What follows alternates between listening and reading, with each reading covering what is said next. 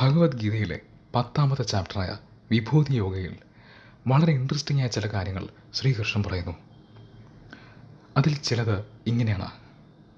ഭഗവാൻ പറയുന്നു, അദ്ദേഹം പുഴകളിൽ ഗംഗയാണെന്ന്, ഋതുക്കളിൽ വസന്തമാണെന്ന്, മൃഗങ്ങളിൽ സിംഹമാണെന്ന്, പക്ഷികളിൽ ഗരുഡനാണെന്ന്, ആനകളിൽ ഗജേന്ദ്രന്മാരിൽ ഐരാവതമാണെന്ന്, പശുക്കളിൽ കാമധേനുവാണെന്ന്, പാമ്പുകളിൽ വാസുകിയാണെന്ന്. അങ്ങനെ അത് പൊയ്ക്കൊണ്ടേയിരിക്കുന്നു. ഒരു വളരെ വലിയ ലിസ്റ്റാണത്. ചോദ്യം ഇതാണ്, ഭഗവാൻ ഇങ്ങനെയൊക്കെ പറയാനുള്ള കാരണം എന്താണ്? ഭഗവാന്റെ ഈ വാക്കുകളെ പലരും പല രീതിയിൽ ഇൻ്റർപ്രറ്റ് ചെയ്യുന്നത് കേട്ടിട്ടുണ്ട്. പല വ്യത്യസ്തമായ കാഴ്ചപ്പാടുകൾ കേട്ടിട്ടുണ്ട്. ചിലതൊക്കെ വളരെയധികം തെറ്റാണ്. ചിലർ പറയുന്നത് ഇത് ശ്രീകൃഷ്ണൻ്റെ ഈഗോയാണെന്നാണ്. അതെന്തായാലും തെറ്റാണ്. പക്ഷേ ഇൻട്രസ്റ്റിംഗ് ആയ ചില കാഴ്ചപ്പാടുകൾ ഞാൻ കേട്ടിട്ടുണ്ട്, വ്യത്യസ്തമായ കാഴ്ചപ്പാടുകൾ. അത്തരത്തിൽ ഒരു കാഴ്ചപ്പാടാണ് നിങ്ങളിന്ന് കേൾക്കാൻ പോകുന്നത്. വളരെ വ്യത്യസ്തമായൊരു കാഴ്ചപ്പാട്. മനോഹരമായിട്ടുള്ള ഒരുപാട് കാര്യങ്ങൾ ഇവിടെ മനസ്സിലാക്കേണ്ടതായിട്ടുണ്ട്. അതിൽ ആദ്യത്തെ കാര്യം ഇതാണ്. ഭഗവാൻ കൃഷ്ണൻ പല വിഭാഗങ്ങളിലെയും ഏറ്റവും നല്ലൊരു കാര്യത്തെ തിരഞ്ഞെടുക്കുന്നു. എന്നിട്ട് അത് ഭഗവാൻ തന്നെയാണെന്ന് പറയുന്നു. ഉദാഹരണത്തിന് ഭഗവാൻ പറയുന്നു, ഋതുക്കളിൽ അദ്ദേഹം വസന്തമാണെന്ന്, പശുക്കളിൽ കാമധേനുവാണെന്ന്, മഹർഷിമാരിൽ ഭൃഗുവാണെന്ന്, ദേവർഷിമാരിൽ നാരദനാണെന്ന്, മൃഗങ്ങളിൽ സിംഹമാണെന്ന്. രണ്ടാമത്തെ കാര്യം, അത് കുറച്ച് കൂടുതൽ പ്രാധാന്യമുള്ള കാര്യമാണ്. ഭഗവാൻ പറയുന്നത് നിങ്ങൾ ശ്രദ്ധിച്ചോ? ശരിയാണ്, അദ്ദേഹം എല്ലാത്തിലും ഏറ്റവും നല്ലതിനെ തിരഞ്ഞെടുക്കുന്നുണ്ട്. പക്ഷേ അദ്ദേഹം എല്ലാ വിഭാഗത്തെയും സ്പർശിക്കുന്നുണ്ട്. ഒരിക്കൽ പോലും രണ്ട് വിഭാഗങ്ങളെ തമ്മിൽ താരതമ്യം ചെയ്തില്ല. ഒരിക്കൽ പോലും ഒരു വിഭാഗം മറ്റൊരു വിഭാഗത്തെക്കാൾ കൂടുതൽ നല്ലതാണെന്ന് പറഞ്ഞില്ല, അല്ലെങ്കിൽ ഒരു വിഭാഗം മറ്റൊരു വിഭാഗത്തെക്കാൾ മോശമാണെന്ന് പറഞ്ഞില്ല. ഇത് കുറച്ച് കൂടുതൽ എക്സ്പ്ലെയിൻ ചെയ്യേണ്ട ആവശ്യമുണ്ട്. നോക്കൂ, ഭഗവാൻ പറയുന്നു, പശുക്കളിൽ അദ്ദേഹം കാമധേനുവാണെന്ന്, പക്ഷികളിൽ അദ്ദേഹം ഗരുഡനാണെന്ന്. പക്ഷെ അദ്ദേഹം പറയുന്നില്ല പക്ഷികൾ പശുക്കളെക്കാൾ നല്ലതാണെന്ന്. ഭഗവാൻ പറയുന്നു, മഹർഷിമാരിൽ അദ്ദേഹം ഭൃഗുവാണെന്ന്, ദേവർഷിമാരിൽ നാരദനാണെന്ന്. പക്ഷേ മഹർഷിമാർ ദേവർഷിമാരെക്കാൾ വലുതാണെന്ന് പറയുന്നില്ല. ഭഗവാൻ എല്ലാ വിഭാഗങ്ങളെയും ഒരുപോലെ സ്വീകരിക്കുന്നു, ഒരുപോലെ അക്സെപ്റ്റ് ചെയ്യുന്നു, എല്ലാത്തിനെയും ഒരുപോലെ കൈകാര്യം ചെയ്യുന്നു. എല്ലാത്തിലും കൃഷ്ണനുണ്ടെന്ന കാര്യം അദ്ദേഹം പറയാതെ പറയുകയാണ്. ഓർക്കേണ്ട കാര്യം, ശരിയാണ്, ഭഗവാൻ എല്ലാ കാറ്റഗറികളിലും ഏറ്റവും നല്ല കാര്യത്തെയാണ് തിരഞ്ഞെടുക്കുന്നത്.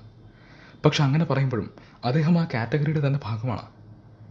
അതായത് ശരിയാണ്, ഭഗവാൻ പറയുന്നു ഭഗവാൻ ഐരാവതമാണെന്ന്, പക്ഷെ അപ്പോഴും അതൊരു ആന തന്നെയാണ്.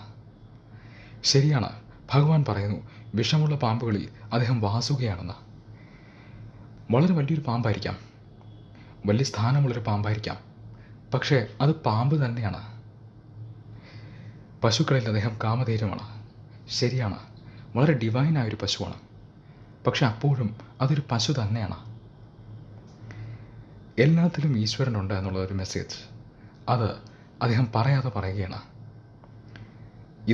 ഇതിൻ്റെ ഒരു വശമാണ്. ഇതിനൊക്കെ പുറമെ ഇതിൽ കൂടുതൽ ഡീപ്പായൊരു മെസ്സേജ് കൂടി അദ്ദേഹം പറയുന്നുണ്ട്. അതെന്താണ്? ഈ കാഴ്ചപ്പാട് പറയുന്നത് ഭഗവാൻ പ്രപഞ്ചത്തിന് തന്നെ ഒരു രഹസ്യമാണ് പറയാൻ ശ്രമിക്കുന്നത് എന്നാണ്. ഈ പ്രപഞ്ചത്തിന് തന്നെ ഒരു രഹസ്യ നിയമം, അതാണ് ഭഗവാൻ കമ്മ്യൂണിക്കേറ്റ് ചെയ്യാൻ ശ്രമിക്കുന്നത്. ആ നിയമം എന്താണ്? അതിതാണ്, നമ്മൾ ഓരോരുത്തർക്കും ഒരു പൊട്ടൻഷ്യലുണ്ട്, ഒരു സാധ്യതയുണ്ട്. നമുക്ക് എത്തിച്ചേരാൻ സാധിക്കാവുന്ന ഒരു ഉയർന്ന പോയിൻ്റുണ്ട്. നമ്മൾ അവിടെ എത്തിയാൽ നമ്മൾ പൂർണ്ണത കൈവരിക്കുന്നു. അങ്ങനെയാണെങ്കിൽ നമ്മൾ സാക്ഷാൽ കൃഷ്ണൻ തന്നെയാണ്. അതായത് നമ്മുടെ ഉള്ളിൽ ഒരു കൃഷ്ണനുണ്ട്. അതിന് നമ്മൾ ഇതുവരെ തിരിച്ചറിഞ്ഞിട്ടില്ല. അതിനെ തിരിച്ചറിയൂ എന്നാണ് ഭഗവാൻ പറയുന്നത്. ശ്രദ്ധിച്ചു നോക്കൂ, ഭഗവാൻ എന്താണ് പറയുന്നത്? ആനകളിൽ അദ്ദേഹം ഐരാവതമാണെന്ന്. അതിനർത്ഥം എന്താണ്? എല്ലാ ആനയ്ക്കും ഒരു പൊട്ടൻഷ്യലുണ്ട്, എല്ലാ ആനയ്ക്കും ഒരു സാധ്യതയുണ്ട്. ഒരു ആനയ്ക്ക് എത്തിച്ചേരാൻ സാധിക്കാവുന്ന ഏറ്റവും ഉയർന്ന പോയിൻ്റുണ്ട്, അത് ഐരാവതമാണ്. അങ്ങനെ എത്തുമ്പോൾ ആ ആന സാക്ഷാൽ കൃഷ്ണൻ തന്നെയാണ്, ഭഗവാൻ തന്നെയാണ്. നമ്മൾ ചിലപ്പോൾ പറയാറില്ലേ, ചില പാട്ടുകാർക്ക് ഭയങ്കര കഴിവുണ്ട്, ഭയങ്കര സാധ്യതയുണ്ട്, ഭയങ്കര പൊട്ടൻഷ്യലുണ്ട്, പക്ഷേ അയാളുടെ കഴിവിനെ തിരിച്ചറിഞ്ഞിട്ടില്ല എന്ന്. അയാൾ പാടുന്നുണ്ട്, പക്ഷേ അയാൾക്ക് ഇനിയും വലിയ പൊട്ടൻഷ്യലുണ്ട്. അയാൾക്ക് ഇനി ഒരുപാട് വലിയ സാധ്യതകളുണ്ട്, അതിനെ അയാൾ തിരിച്ചറിയുന്നില്ല എന്ന്. അതിൻ്റെ വലിയൊരു ഫോർമാറ്റാണ് ശ്രീകൃഷ്ണൻ ഇവിടെ പ്രസൻറ്റ് ചെയ്യുന്നത്. കൃഷ്ണൻ പറയുന്നു പശുക്കളിൽ അദ്ദേഹം കാമധേനുവാണെന്ന്. അദ്ദേഹം ഉദ്ദേശിക്കുന്നത് ഇതാണ്: എല്ലാ പശുവിൻ്റെയും പൊട്ടൻഷ്യലും, എല്ലാ പശുവിൻ്റെയും സാധ്യത, എല്ലാ പശുവിനും എത്തിച്ചേരാൻ സാധിക്കാവുന്ന ഏറ്റവും ഉയർന്ന പോയിന്റ് അത് കാമധേനുവാണ്. എല്ലാ പക്ഷികൾക്കും എത്തിച്ചേരാൻ സാധിക്കാവുന്ന ഏറ്റവും ഉയർന്ന അവസ്ഥ അത് ഗരുഡനാണ്. എല്ലാ മഹർഷിമാർക്കും എത്തിച്ചേരാൻ സാധിക്കാവുന്ന ഏറ്റവും ഉയർന്ന അവസ്ഥ, പെർഫെക്ഷൻ്റെ അവസ്ഥ, അത് ഭൃഗുവാണ്. ഭഗവാൻ സത്യത്തിൽ ഈഗോയിസ്റ്റിക് ആയിട്ടുള്ള ഒരു കാര്യവും പറയുന്നില്ല. ചിലർ പറയുന്നത് ഇവിടെ ഭഗവാൻ അദ്ദേഹത്തിൻ്റെ ഈഗോ കാണിക്കുകയാണെന്നാണ്, അദ്ദേഹം സ്വയം മഹാനാണെന്ന് വരുത്തി തീർക്കാൻ ശ്രമിക്കുകയാണെന്നാണ്. ഇത് വളരെയധികം തെറ്റായൊരു സ്റ്റേറ്റ്മെൻറ്റാണ്. ഒന്നാമത്തെ കാര്യം, ഒരാൾക്ക് സ്വയം മഹാനാണെന്ന് തെളിയിക്കാൻ മൃഗങ്ങൾക്കിടയിൽ നിന്നും ഉദാഹരണം എടുക്കേണ്ട ആവശ്യമെന്താണ്? മാത്രമല്ല, ഭഗവാൻ മഹാനാണെന്ന് പറയാനാണെങ്കിൽ അത് നേരിട്ട് പറഞ്ഞാൽ പോരെ, അദ്ദേഹം ചെയ്തിട്ടുള്ള കാര്യങ്ങൾ പറഞ്ഞാൽ പോരെ. ഇതിൽ ഈഗോയിസത്തിൻ്റെ ഒരല്പം പോലും അംശമില്ല. ഭഗവാൻ ശ്രമിക്കുന്നത് സ്വയം മഹാനാണെന്ന് വരുത്തി തീർക്കുക എന്നുള്ളതല്ല. അദ്ദേഹം നമ്മളെ ഒരു വലിയ സത്യം മനസ്സിലാക്കി തരാൻ ശ്രമിക്കുകയാണ്. നമുക്കെല്ലാവർക്കും ഒരു പൊട്ടൻഷ്യലുണ്ട്, നമുക്കെല്ലാവർക്കും ഒരു സാധ്യതയുണ്ട്, നമുക്ക് എത്തിച്ചേരാൻ സാധിക്കാവുന്ന മികവിൻ്റെ, പെർഫെക്ഷൻ്റെ അവസ്ഥയുണ്ട്. അങ്ങോട്ടേക്ക് പോകൂ. അത് ചെയ്താൽ നമ്മൾ സാക്ഷാൽ കൃഷ്ണൻ തന്നെയാണ്, നമ്മളും ഭഗവാൻ തന്നെയാണ്. നമുക്കെല്ലാവർക്കും അറിയാമെങ്കിലും നമ്മൾ പലപ്പോഴും മറന്നു പോകുന്നൊരു കാര്യമുണ്ട്. ഗീത ആർക്ക് വേണ്ടി എപ്പോൾ എവിടെ വെച്ച് പറഞ്ഞു എന്നത്. തളർന്നു പോയൊരു യോദ്ധാവിന് അയാൾക്ക് ധൈര്യം വീണ്ടെടുക്കാൻ, അയാളെ മോട്ടിവേറ്റ് ചെയ്യാൻ, അയാളെ ഇൻസ്പയർ ചെയ്യാനാണ് ശ്രീകൃഷ്ണൻ ശ്രമിക്കുന്നത്. യുദ്ധഭൂമിയിൽ വെച്ച് ഓർക്കുക, സമാധാനമായി ഒരു മരത്തിൻ്റെ കീഴിൽ ഇരുന്നല്ല ഇവർ സംസാരിക്കുന്നത്.